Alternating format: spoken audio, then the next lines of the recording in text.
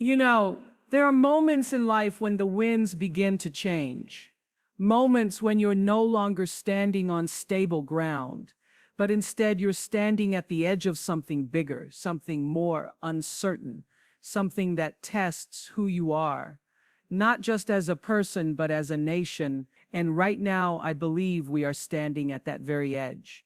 Because there is something stirring in the relationship between the United States of America and India, two of the world's most powerful democracies, and I want to talk about it today. Something has shifted, and I can feel it. Maybe you can too. We've watched over the years as these two great nations, born out of struggle, rooted in resilience, driven by dreams, began to walk side by side on the world stage, not always perfectly, not always in step, but still side by side, until now. Until recently, until former President Donald Trump, with his unmistakable flair for confrontation and chaos, decided to turn his gaze and his growing list of grievances towards India. And I can't help but ask the question, why? Why is Donald Trump targeting India? Because this isn't just about a policy difference. This isn't just another diplomatic disagreement or a harmless political maneuver. This is something deeper. This is calculated, this is loud, this is personal, and we need to talk about what's really behind it. Now, when I say targeting, I want to be very clear. I'm not talking about casual commentary. I'm not referring to offhand remarks. I'm talking about a pattern, a string of statements and actions, from threats of massive tariffs to sudden immigration bans, to inflammatory tweets and business slights, that feel less like international policy and more like something much closer to resentment, to rivalry, to retaliation. Old Trump doesn't move without purpose. Say what you want about him, and Lord knows people do, but the man knows how to pick a fight. And when he does, it's usually because there's something he's trying to distract from, something he's trying to gain, or someone he wants to put in their place. So let's peel back the layer. Let's look past the podiums, past the press conferences, past the noise, and try to understand, what is this really about? Is it because India quietly, confidently has been rising, economically, politically, culturally? It's not the sleeping giant people once whispered about in boardroom. It's awake, it's building, it's investing in itself. And in a world where global power isn't just about who has the loudest voice, but about who holds the deepest influence, maybe that rise feels threatening to someone like Donald Trump. Or maybe it's about pride. You see, Donald Trump built his identity, his brand, on being the deal maker, the man who never loses, the man who wins so big and so often, you'll get tired of winning. But the truth is, he's never been able to strong-arm India the way he has others. He's tried, he's bluffed, he's barred. But India, unlike so many others, doesn't bend. And I think deep down that bruises him, because this is a man who doesn't just want to lead, he wants to dominate. And India, with its billions of beating hearts, with its fast-growing economy, with its strategic alliances, is not a country that's easily dominated. And oh, don't think for one second that he hasn't noticed that. He noticed when Indian tech talent built the very platforms he tweets from. He noticed when India became the pharmacy of the world during the pandemic, when it produced vaccines faster than many Western powers. He noticed when global investors started betting big on Indian infrastructure, on Indian manufacturing, on Indian innovation. He noticed all of it, and somewhere along the way, admiration twisted into agitation, collaboration turned into competition, and his rhetoric, while it grew sharper, more pointed, more personal. But let's go deeper still. This targeting, it's not just political, it's psychological, it's emotional. Because Donald Trump doesn't see the world the way most presidents do. He doesn't think in terms of alliances, or diplomacy, or long-term vision. He sees winners and losers. He sees leverage. He sees loyalty, and he expects it, especially when he thinks he's given something in return. And you remember that massive rally in Ahmedabad, don't you? Namaste, Trump, hundreds of thousands of people cheering him on. It was spectacle, it was historic, but in Trump's mind, it was also transactional. He expected something back, preferential trade terms, concession alignment with his global agenda. And when that didn't fully materialize, when India stood firm on its policies, when it negotiated on its own terms, when it said we're a sovereign nation, and we act in our own best interests. Well, that wounded him, it bruised his ego, because to Donald Trump, respect isn't mutual, it's owed. And here's something I've learned in life, something that has served me well. When people feel powerless, they lash out, they pick targets that make them feel strong. They criticize what they secretly admire, and I think that's part of what we're seeing now. India is becoming what Donald Trump once promised America would be: self-reliant, economically aggressive, globally admired. And somewhere deep in his psyche, that doesn't sit right. Because if India is rising, what does that say about America under his leadership?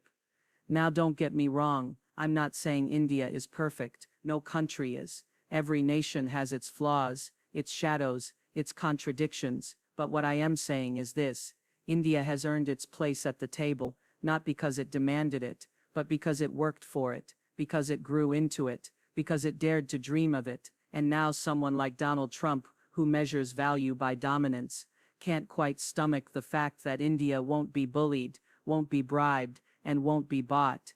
So he targets through tariffs, through visa restrictions, through media narratives, through threats of broken deals and canceled summits. And behind every word, there's a whisper of insecurity, of envy, of fear. But maybe the most heartbreaking part of all this is what's getting lost in the noise. Because beyond the politics, beyond the power plays, there are people, millions of people, Indian Americans, who contribute every single day to the fabric of American life: entrepreneurs, doctors, students, neighbors, friends. And they hear these words, they feel these policies, they watch their families being scapegoated, their identities questioned, their loyalties challenged. It is exhausting, it is infuriating, and above all, it is unnecessary, because we don't have to live in a world where success is a threat, where another country's rise is a reason to retaliate, where leadership is measured by who you tear down instead of who you lift up.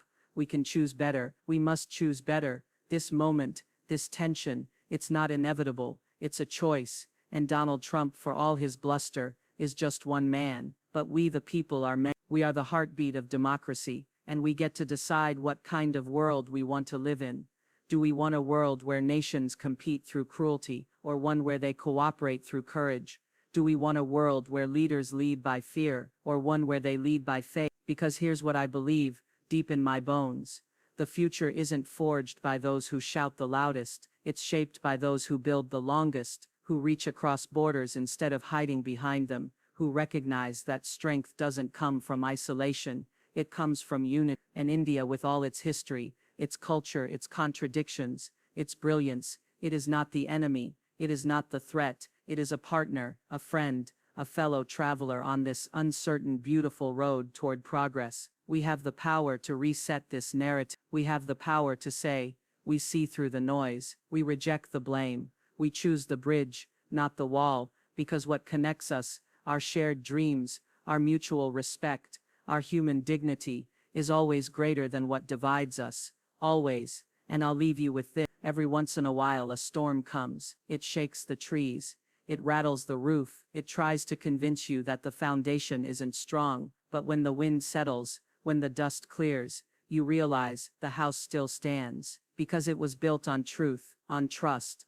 on something deeper than fear. So let the storm come, let Donald Trump shout, let him try to divide and distract, because the house we are building, the global community we are creating, it is strong, and no amount of noise can break what is rooted in justice, in love, and in the unshakable belief that we are better when we rise together. You see, when Donald Trump targets India, he isn't just targeting policy, he's targeting pride, he's targeting perception, and whether intentionally or not, he's shaking the ground under a diaspora that has long strived to bridge two cultures, to belong fully to both America and India. And when you feel like the place you call home is questioning your value, it hurts in a way that cuts deep. Let's go even further. I want to talk about economics. I want to talk about trade, because one of the most public ways Trump has expressed his grievance with India is through his obsession with trade imbalances. We've heard the numbers. He talks about how the US imports more from India than it exports. He frames it like theft, like exploitation, like India is somehow taking advantage of America. But what he never seems to acknowledge is the interdependence of the world we live in now. This is not the 1950s. No country stands alone. Every dollar that flows out also flows back in 100 different ways, through services, through investment, through innovation, and India has never been the kind of partner that sits idle while it benefits. No, India has invested back, through purchasing military equipment, through partnerships with American tech giants, through educational exchanges, through cultural influence. But Trump doesn't speak in nuance, he speaks in slogans, he doesn't speak in bridges, he speaks in battlegrounds. Because for him, if someone else is rising, then someone must be falling. And in his zero-sum game, any gain by India must mean a loss for the United States. That's the dangerous thing about grievance politics. It paints cooperation as weakness, it sees every partnership as a potential betrayal, and it reduces the rich, complex relationships between nations to a scorecard, one he insists on winning at all costs. And I'll tell you something, that kind of thinking doesn't build the future, it burns it down. And what about immigration? Let's talk about that, because when Trump talks about restricting H-1B visas or clamping down on student entry, that's not just an economic policy, it's a human blow. It's families separated, dreams delayed, lives upended. And the cruel irony is, many of the very people he targets, young engineers, scientists, entrepreneurs, they are the ones who fuel America's innovation economy. They're not taking jobs, they're creating them. They're not they're the very heartbeat of what makes America resilient and competitive. But when fear drives the agenda, logic gets lost. And Trump, for all his talk of loving the best and the brightest, has repeatedly shown disdain for the people who fit that very description, when they come from places he sees as competitors, instead of collaborators. And India represents a kind of confident, self-possessed future that challenges the outdated worldview he clings to. Now, I want to be honest about something else, something a little harder to say, but something we can't ignore. There's also a racial and cultural undercurrent here. We saw it with how Trump described other nations, calling some of them slahole countries. We saw it in how he treated Muslim-majority nations, how he enforced bans that hurt thousands. And we've seen again and again how his worldview often seems to draw a line between us and them, between what he sees as American and what he sees as foreign, even when those definitions make no moral or historical sense. And I really do believe, that India in Trump's worldview falls on the wrong side of that line, not because of anything it has done, but because of what it represents. Because India challenges the notion that power must be Western, that success must be white, that leadership must speak English, with an American accent and a Wall Street agenda. India challenges the narrative that greatness only comes in one form, from one place, wearing one flag. And for someone like Donald Trump, who is obsessed with dominance, obsessed with image, obsessed with control, that challenge feels like a threat. But here's the truth he doesn't want to hear. India's rise does not dim America's light. In fact, it makes the world bright, because the future isn't just American or Indian, it's shared, it's global, it's connected. And when one of us rises, we all rise. Now I know, some people will say, Oprah, why are you defending India? Don't you know it has its own problems? And I say yes, of course it does. Every nation does. But defending India doesn't mean denying its complexities. It means recognizing its humanity, its worth, its role in shaping the world we all live in. It means rejecting a worldview that says only one country at a time gets to thrive, only one people at a time get to dream. We don't live in that world anymore, and I don't want to. I want to live in a world where we grow together, heal together, lead together. And so I say to Donald Trump directly, respectfully, but clearly, stop treating India like the enemy. It is not your rival, it is your partner. Stop using fear to fracture what generations have worked to build, because the damage isn't just geopolitical, it's personal, and it will take years to undo. And I say to the people of India, and to every Indian American watching, listening, hoping, you are seen, you are valued, you are part of the American story, you are part of the global story, and no one gets to write you out of it. Not now, not ever. I want you to carry that truth with you today, in your classrooms, in your boardrooms, in your homes, because no matter who tries to question your worth, your dignity is not up for debate, and to every American who believes in fairness, in justice, in true partnership, this is your moment too, your moment to speak up, to say that targeting India is not a strategy, it's a mistake that risks not just a diplomatic rift, but a moral one, because at the end of the day, this isn't about Trump versus Modi, or America versus India, this is about how we choose to engage with the world, from fear or from and I still believe, with every part of me, that faith is stronger, faith in our ability to learn from one another, faith in our power to build something greater than any one country, faith in a future where no one has to shrink so someone else can shine. That is the world I want to live in. That is the world I will keep speaking into existence, and I truly hope you'll help me build it. Thank you for listening, thank you for caring, and thank you for believing.